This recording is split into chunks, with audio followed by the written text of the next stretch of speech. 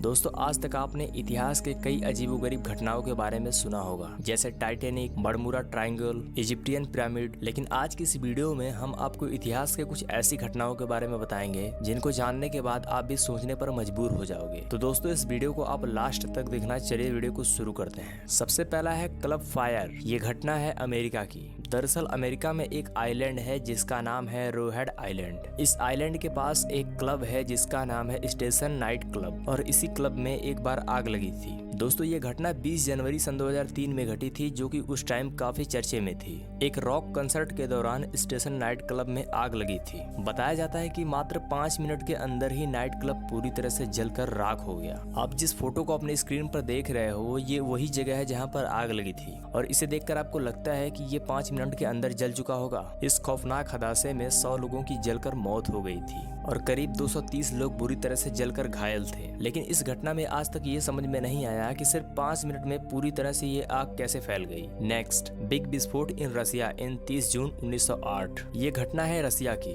रसिया में एक नदी है जिसका नाम है स्टोन रिवर, और इसी नदी के पास 30 जून 1908 को एक भयंकर विस्फोट हुआ था। ये विस्फोट कितना भयंकर था इसका अंदाजा आप इसी बात से लगा सकते हो कि नदी के पास 2000 वर्ग मील में फैला हुआ जंगल पूरी तरह से जलकर खाक हो गया था। इस धमाके में करीब 8 करोड़ से भी ज्यादा पेड़ पौधे जलकर राख हो चुके थे। दोस्तों इस भीषण धमाके ने नदी के पूरे इलाकों को हिलाकर रख दिया था। लेकिन इस घटना में आज तक ये समझ में नहीं आया कि ये विस्फोट कैसे और क्यों हुआ था। नेक्स्ट दोस्तों, इतिहासकार एंड्रयू रॉबर्ट्स की किताब में जिसका नाम है द स्टॉर्म ऑफ वार, इस किताब के अनुसार 1941 में हिटलर ने रूस पर आक्रमण करने का प्लान बनाया था। लेकिन उस टाइम हिटलर के सैनिक लड़ाई करने के हालात में बिल्कुल नहीं थे, क्योंकि उस समय हिटलर के सभी सैनिक बीमार थे, या फिर कह सकते हैं कि रसिया के ठंडे वातावरण के हिसाब से तैयार नहीं थी। हिटलर के आदेश अनुसार जर्मनी ने रूस पर 22 जून 1941 में पहला आक्रमण शुरू किया था, और उस टाइम वहां पर बहुत काफी ठंड थी। उस टाइम जर्मनी पुलिस ने हिटलर के सैनिकों को गर्म कपड़े भी नहीं दिए थे।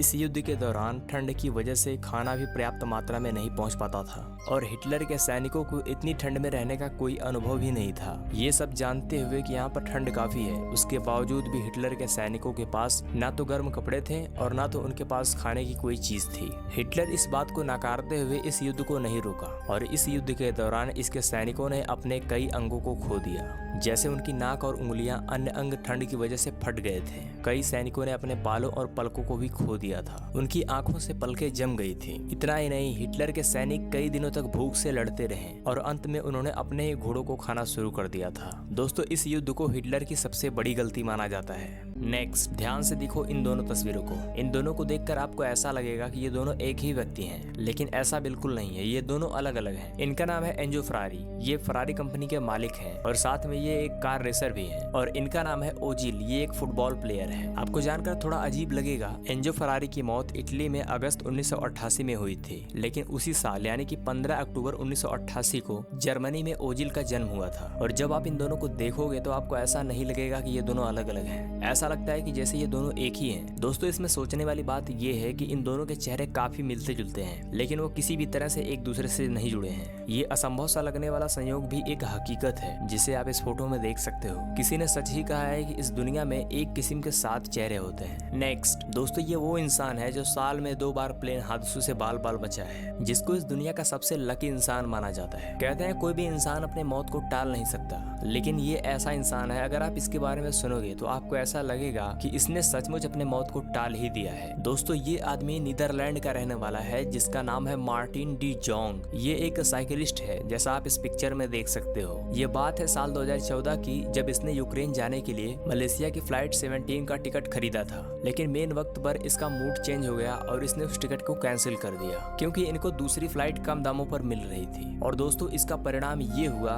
कि मलेशिया की फ्लाइट 17 क्रैश हो गई और इनकी जान बाल बाल बच गई। और फिर दूसरी बार उसी साल एक व्यक्ति मलेशिया की फ्लाइट 370 से यात्रा करने वाला था, लेकिन ये फ्लाइट बीजिंग से होते हुए जा रही थी और ये बीजिंग में रुकना नहीं चाहते थे, इसलिए इन्होंने इस प्लेन का टिकट कैंसिल कर दिया। और इसका परिणाम ये निकला कि उसी दिन से मलेशिया फ्लाइट 370 आज तक लापता है। उसका कोई पता नहीं चला कि वो फ्लाइट कहाँ गई। तो दोस्तों आपने देखा कि कैसे इनकी 2 बार प्लेन हादसों में जान बच गई। इनको इसी वजह से दुनिया का सबसे लकी इंसान माना जाता है। नेक्स्ट, ये घटना है 13 अक्टूबर 1972 की, जब उरुग्वे के ओल्ड क्रिसमस क्लब ऑफ मोंटीवीडियो के खिलाड़ी अपने परिवार के साथ चिली के सैंटियागो जा रहे थे। दरअसल वहाँ उन्हें दूसरे देशों के साथ टूर्नामेंट खेलना था, लेकिन किसी दुर्घटनावश उनका प्लेन क्रैश हो गया। और जब यह बात एयरलाइंस को पता चली तो वहाँ के बचाव दलों ने उनकी खोज के लिए टीमें भेजी। उस एयरलाइंस की टीम ने उनको खोजने का काम शुरू किया। उनको तो ठीक से ये भी नहीं पता था कि इनका प्लेन कहाँ पर क्रैश हुआ है। उस प्लेन को खोजने के लिए कई सारे अभियान चलाए गए, लेकिन उनका कोई अता पता नहीं चला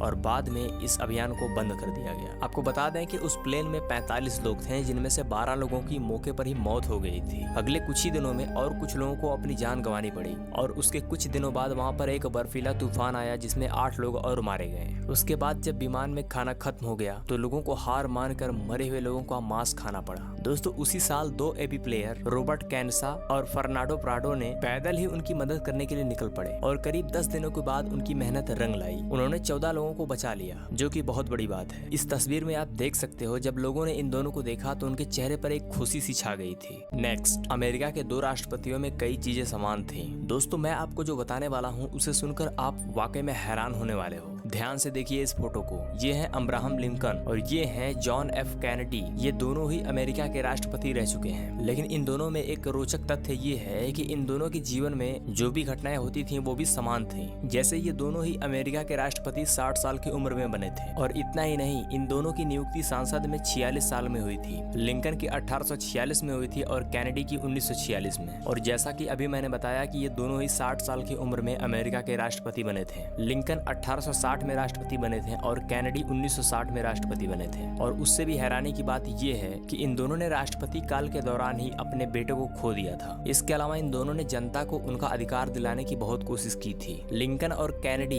इन दोनों के डॉक्टर का नाम भी एक ही था, चार्ल्स टॉफ्ट। हैरानी की बात तो ये है कि इन दोनों की हत्या भी एक ही दिन हुई थी, शुक्रवार को। इन दोनों के सिर में गोली मारी गई थी और इसके अलावा इन दोनों को इनकी पत्नियों के सामने ही मारा गया था। नेक्स्ट, आप जिस कार्टून को अपनी स्क्रीन पर देख रहे हो, यह कार्टून ने ही बता दिया था कि डोनाल्ड ट्रंप अमेरिका के राष्ट्रपति बनेंगे। दरअसल इस कार्टून का नाम है सिम्पसन। ये अमेरिका का एक बहुत ही फेमस कार्टून है और इसके एक एपिसोड में ये दिखाया गया था कि डोनाल्ड ट्रंप अमेरिका के राष्ट्रपति बनेंगे। और हैरानी तो तब हो गई जब सन 2016 में डोनाल्ड ट्रंप सचमुच अमेरिका के राष्ट्रपति बन गए। नेक्स्ट, इनका नाम है मॉर्गन रॉबर्टसन। कहा जाता है कि इन्होंने टाइटैनिक का मुकद्दर पहले ही बता दिया था। दरअसल मॉर्गन रॉबर्टसन ने एक बुक लिखी थी जिसका नाम था फ्यूटिलिटी, जिस बुक में उन्होंने टाइटैनिक का भी जिक्र किया था। हैरानी की बात तो ये है कि उन्होंने टाइटैनिक के डूबने के साथ साथ लोगों के साथ होने वाली घटनाओं के बारे में भी बताया था। ये सब कुछ इन्होंने इस घटना से 14 साल पहले ही बता दिया था। दोस्तों ये संयोग बेहद ही चौंकाने वाला है। मॉर्गन रॉबर्टसन के बुक में उस जहाज का नाम टाइटन था। नेक्स्ट, इस घटना के बारे में जानकर आप काफी हैरान होने वाले हो, तो इस वीडियो को ध्यान से देखना। जिस शख्स को आप अपने स्क्रीन पर देख रहे हो, इस शख्स का नाम है सुटोमो यामागुची। कहा जाता है कि कोई भी इंसान अपनी मौत को टाल नहीं सकता, लेकिन जाने अनजाने में इस व्यक्ति ने अपने मौत को टाल ही दिया है, या फिर ये कहें कि उस टाइम इनकी किस्मत बहुत अच्छी थी। आपको जानकर हैरानी होगी कि ये इकलौता ऐसा इंसान है जो हिरोशिमा के परमाणु अटैक से बच गया था। जी हाँ, सही सुना आपने। दरअसल 6 अगस्त 1945 को सुटोमो यामागुची नाम का यह शख्स अपने घर से काम पर जाने के लिए निकलता है और तभी अचानक परमाणु अटैक का तेजी से विस्फोट होता है, जिसकी वजह से आसपास का पूरा इलाका कांप जाता है। दोस्तों ये आदमी विस्फोट वाली जगह से 3 किलोमीटर दूरी पर था, लेकिन उसके बाद भी इसके आसपास के सभी लोग मारे गए। यह भी गंभीर रूप से घायल हो गया, लेकिन इसकी जान बच गई और वापस अपने घर लौट गया। इसके